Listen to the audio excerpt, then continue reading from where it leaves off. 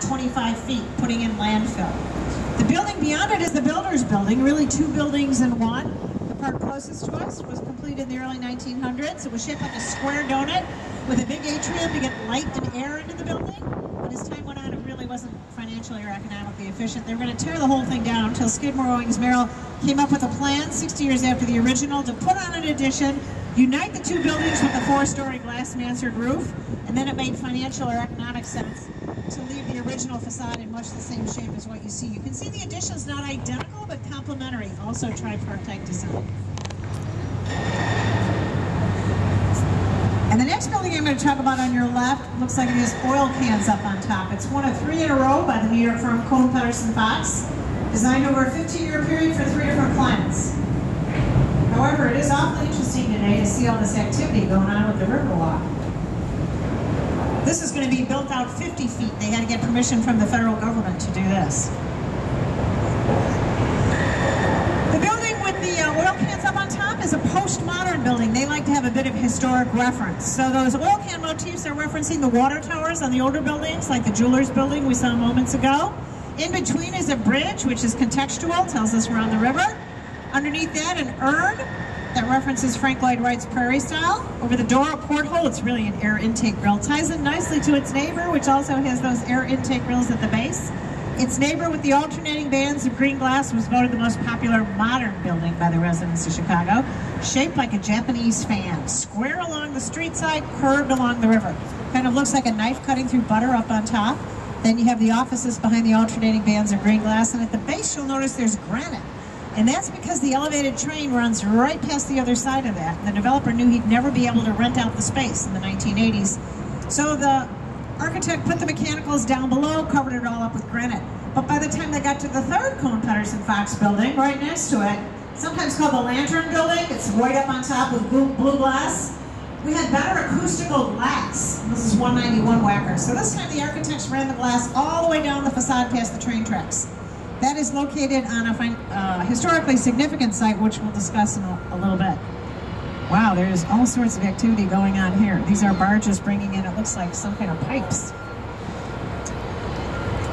Now I'll call your attention briefly to the right-hand side. This is Wolf Point, but it was Party Central in the early 1800s. Mark Beaubien lived here with 27 of his half-Indian children. He had a tavern, a ferry, and a hotel, and he encouraged people to come. He said there are no churches, meeting halls, or schools. So people that came here typically were involved in the fur trade. They wanted to be away from authority, Fort Dearborn, where we started, and they were here for a good time. They did not care who your parents were or where you went to school. However, as time went on, we got churches, meeting halls, and schools. There's not been much activity on that parking lot area for several decades. The Kennedy family owns it. They hired Pelly Clark Pelly to do a master plan, which will involve 3 skyscrapers.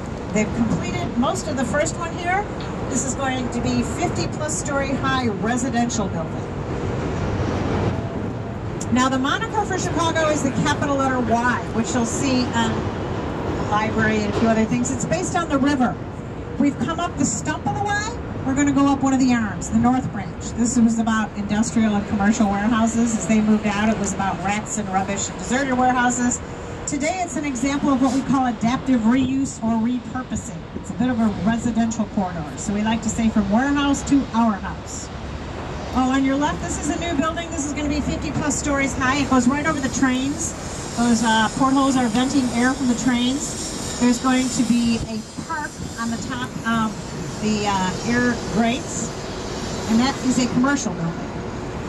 On your left is Riverbend, DeStefano and Partners, 2002. The townhouses on the bottom went for about $1.2 million. That does not include parking. The building is so skinny, you have to put your car in an elevator to get it into the parking. That's where the frosted glass is. And then you have condominiums up on top. $1 million views out this side, at least for now, 25-cent views out the back. So what the architect did was design single-loaded units, hallways on the back, glass wall on the back, light comes into your unit via a transom window. This is what the government's going for with the Riverwalk. They'd like to see something like this all the way up to the northern suburbs, down to the southern suburbs. This pink or salmon color building is the oldest building we'll see on the river today, Fulton House, formerly North American Cold Storage Warehouse, 1898 Abbott. George Shipwright was visiting his daughter in a converted warehouse in New York in the 1970s, and he said, we've got to get this going in Chicago. So he took this on, and he may have bit off more than he could originally chew. It took him 18 months to defrost the place. He removed 500 truckloads of horsehair, pork, and brine. He punched through 4-foot walls. Take a look at those balconies. You can see how thick that is. When he was done, he ended up with a mixed commercial and residential use property. That gave him enough confidence to do his next project here, shaped like a triangle or a sail, river cottages. There are 4. The first one went on sale since they were opened in the late 1980s and nothing sold, but this week they put one on the market for $2.3 million. This is the closest that you could live in the 1980s to downtown. Outside living space on every level. Each pair share a dock and an elevator. The portholes tell us we're on the river, but when these were completed in the late 1980s, nobody was seriously thinking about living on the river. If you bought in originally and came out on your deck, you'd have to hold your nose. There were putrid odors, all sorts of junk floating down the river. Harry Weiss thought we'd eventually come to our senses and realize it would be worth the cost and effort necessary to clean up the river. He was just a little ahead of the education curve on that. And on your right, a different type of commercial enterprise. Over 10,000 residents with cash to spare come here, use the weight machines, the running tracks, attend the aerobics classes, and out come beautiful people. Barack Obama, Oprah Winfrey, Michael Jordan, Jim Belushi, Rahm Emanuel, they all work out here or have worked out here. This is the East Bank Club. Ezra Gordon and Jack Levin, 1979. We're not going to see anybody working out because it originally only had one level of transom window. The second level was added later. Riverwalk is a voluntary effort on their part. Although this was very instrumental in spurring development in the River North area. As people came here to work out, especially artists, they saw these deserted warehouses with the high ceilings and they thought, wow, we could live in a loft. We could have our art studio here. So even today, this River North area has lots of art galleries. But look what happens 20 years later on your left. Kinsey Park, Papa George Hamas. These went for about $1.2 million when this first opened up 2001. And that is public access Riverwalk. Behind that, a tower designed by Nate Hartree about the same time. We rarely see anybody out there on those balconies. Lots of Weber grills and bikes. But just the idea that you can go out there adds tens of thousands of dollars to those units. Ask any developer. There's a way to put outside living space on a unit along the river. They will do so because they will reap multiples upon their original investment. And on your right, whenever you see this red brick with black balconies, that's a tip-off. It was something else. This was the North American Railroad Distribution Warehouse by Nimmons and Fellows, the early 1900s. When converted to residential use, we did not have the Riverwalk ordinance, so these lucky people ended up with their own private decks. But in addition to outside living space, when people move downtown, they often want parking, so they added a parking facility on the other side. Compare and contrast the brick. The original brick is over 100 years old, produced in a coal-burning oven. It's been exposed to all sorts of pollution, different types of cleanings. The brick on the parking garage and electric kiln much more recently. This is one of the challenges you have with these adaptive reuse projects. How do you make changes and keep them in the same tenor? They're not always successful, but they did a pretty good job on this one. And on your right, this is what the Riverwalk looked like everywhere 25 years ago. So while you can see we've got a lot of work to do, we've made a fair bit of progress.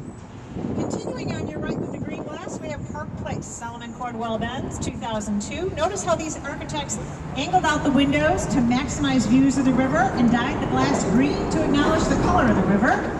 Although the locals will tell you the river gets a lot greener on St. Patrick's Day when they dump in natural dye. And another new park on your right, Montgomery Ward Park, flanked by 2 white buildings designed by the French architect Lucien Lagrange. The one furthest away with the triangles or the trusses sold out in 2 weekends in 2002.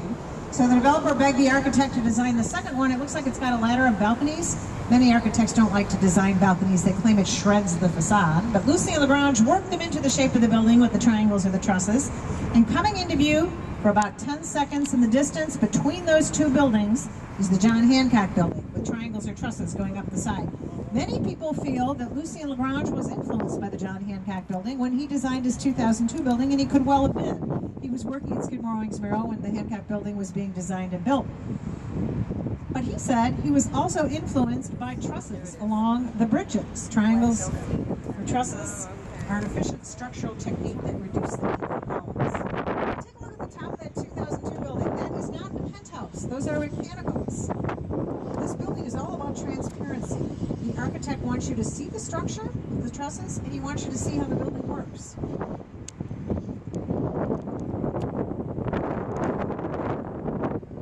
Continuing on your right with the yellow concrete, 2 River Place, Papa George Hamas, 2005. These architects said they were inspired by a building they had seen along the river on a great rainy day in Copenhagen. They had colored a bit of the concrete and they felt it perked up the spirits. Lucky for you, you picked a fabulous day here for the river cruise, so you wouldn't be able to tell if that's the case. But the architects were so impressed with the way it turned out on the bottom, they just decided to paint it yellow on the top, and then they added these balustrades at river level to evoke the feeling of where you would tie up a boat. 3 different structures here because they were dealing with different elevations, and they had no trouble selling these out in 2005.